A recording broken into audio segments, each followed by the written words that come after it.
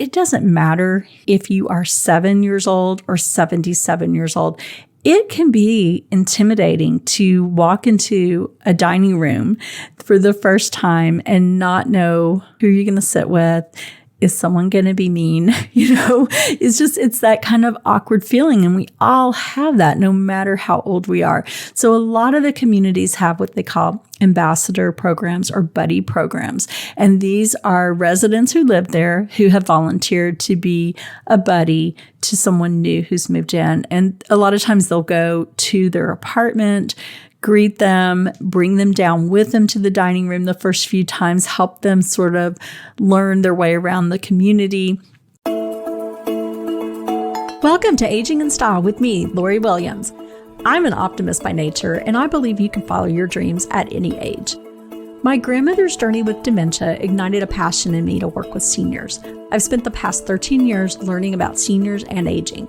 In my mid-50s, I followed my own dream and founded my company where I use my expertise to help seniors locate housing and resources. On this podcast, we cover all aspects of aging. Join us each week to meet senior living experts and inspirational seniors who are following their dreams. The fact is, we're all aging, so why not do it in style?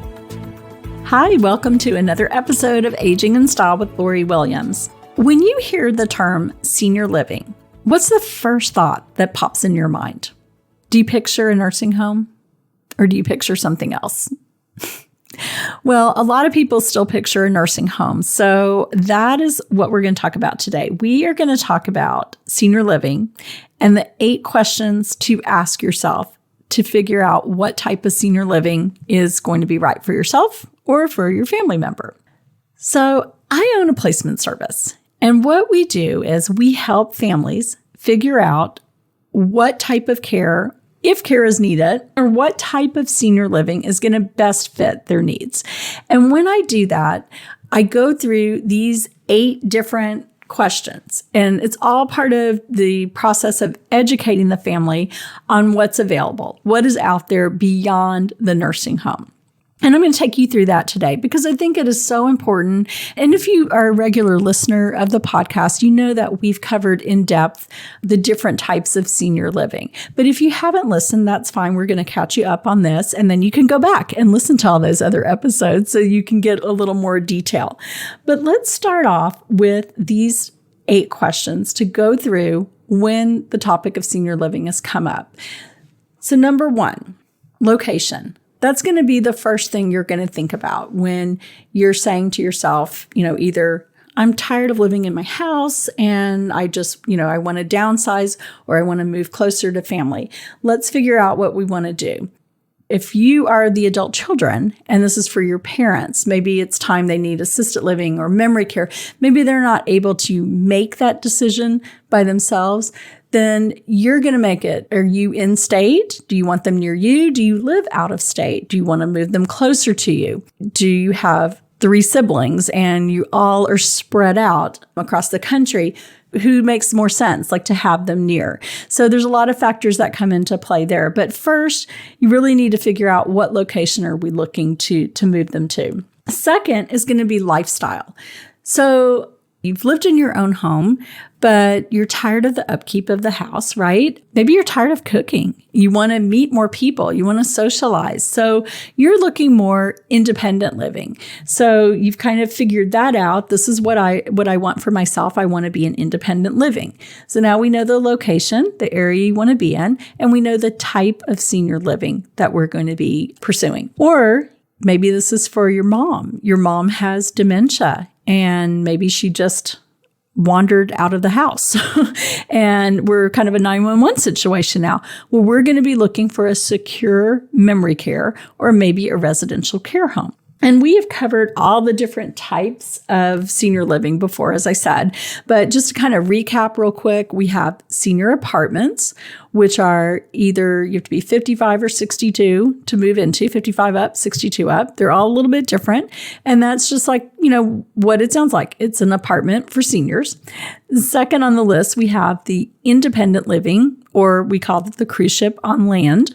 You might want to go back and listen to that episode if you haven't.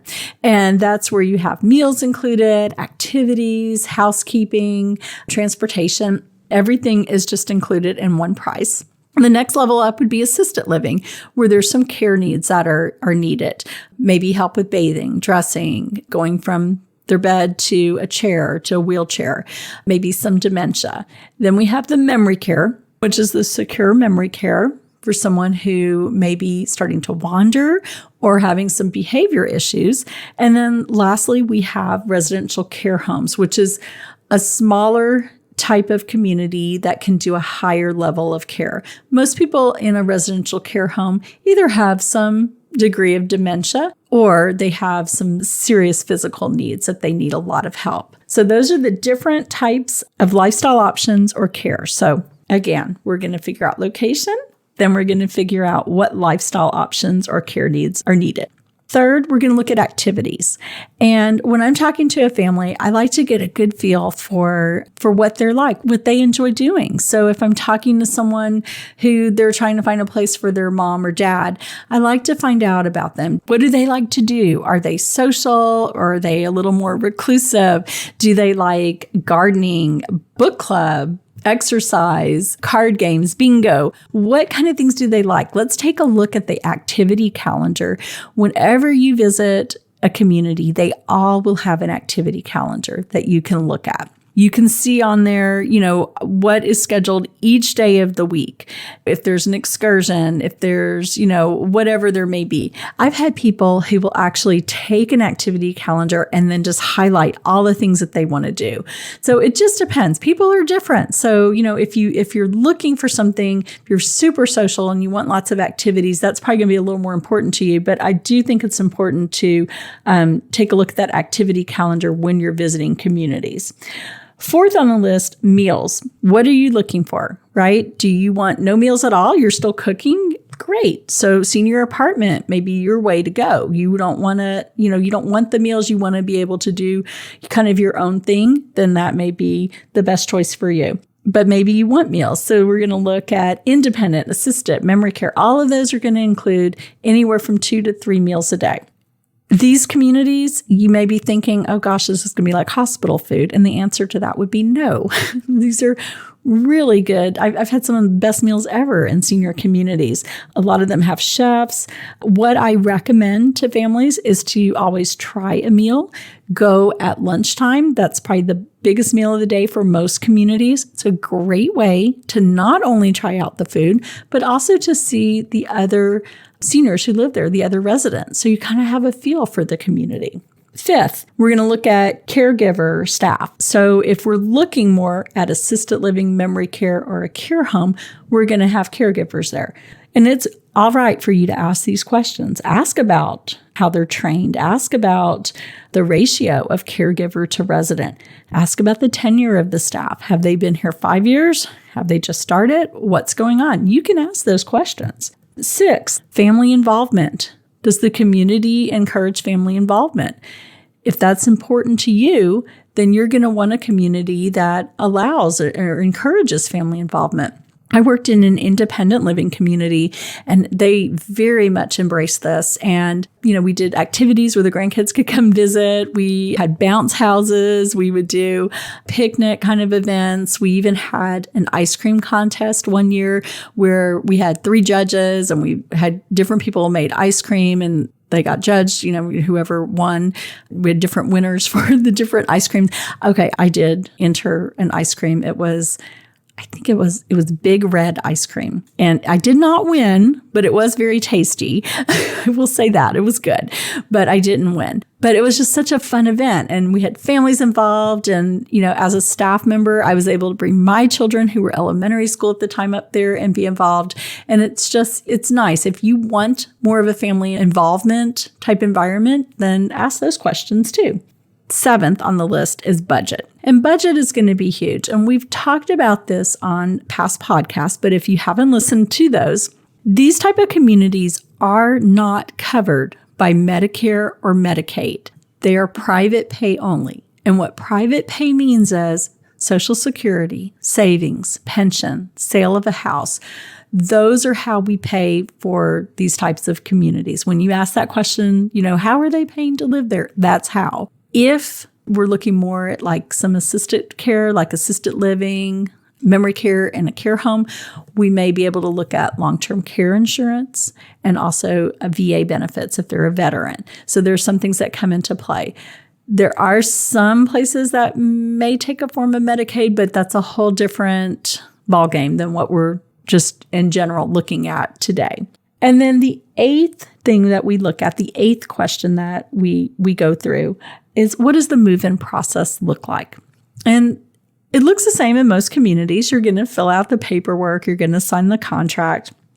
You're going to, if it's assisted living or in some type of community that's going to be providing some care, they're going to need orders from the doctor because, of course, they need to know what medications the person is on and what they've been diagnosed with, all those types of things they have to know to be able to care for them. But what you need to ask is, what do they do when they're welcoming? Like, I know some communities that literally roll out a red carpet and the staff is standing there as they move in, as they walk into the door. But most have some kind of a process for bringing someone new into the community. And, it doesn't matter if you are 7 years old or 77 years old. It can be intimidating to walk into a dining room for the first time and not know who you're going to sit with. Is someone going to be mean? It's that kind of awkward feeling. And we all have that no matter how old we are. So a lot of the communities have what they call ambassador programs or buddy programs. And these are residents who live there who have volunteered to be a buddy to someone new who's moved in. And a lot of times they'll go to their apartment, greet them, bring them down with them to the dining room the first few times, help them sort of learn their way around the community. A lot of times the activities directors will line things up, and it depends on you and on your family member. So like if your mom is super, super shy and you're afraid that she may not come out to events, then that's something you'd want to communicate with to the staff so that they will make arrangements to make sure she's maybe coming out with a personal invitation. Maybe the activities person would go and get her and remind her till she kind of gets into a routine. So those are the things to ask about in the move-in process, what that's going to look like and how they help to adapt to the new community. So I hope that helps. So these, like I said, let me just kind of recap the 8 tips. So when you're thinking about senior living, we're going to look at first location. We're going to look at lifestyle options or care, activities, check out that activity calendar, meals. What does that look like for you, for your lifestyle or your family member's lifestyle? Do we want no meals or do we want 3 meals or somewhere in between? Caregiver staff, family involvement, budget, and then what does the move-in process look like? Again, this is what we do every day in senior placement service. So if you need assistance, we're always happy to help you with that. It's completely free service. Okay, and remember, if you want to learn more about everything we just talked about, we have done a deep dive throughout the podcast on all of these topics. So you can always go back through and listen for some more in-depth knowledge on the different types of senior communities, on activities, on budget, all of that. We have all kinds of great information for you. You can also please visit my website. We have lots of resources there, as well as links to all the different podcast episodes. And my website is loriwilliams-seniorservices.com. Thank you so much for listening to the podcast. Please share it with your friends and family members, and we'll see you next week. Bye-bye.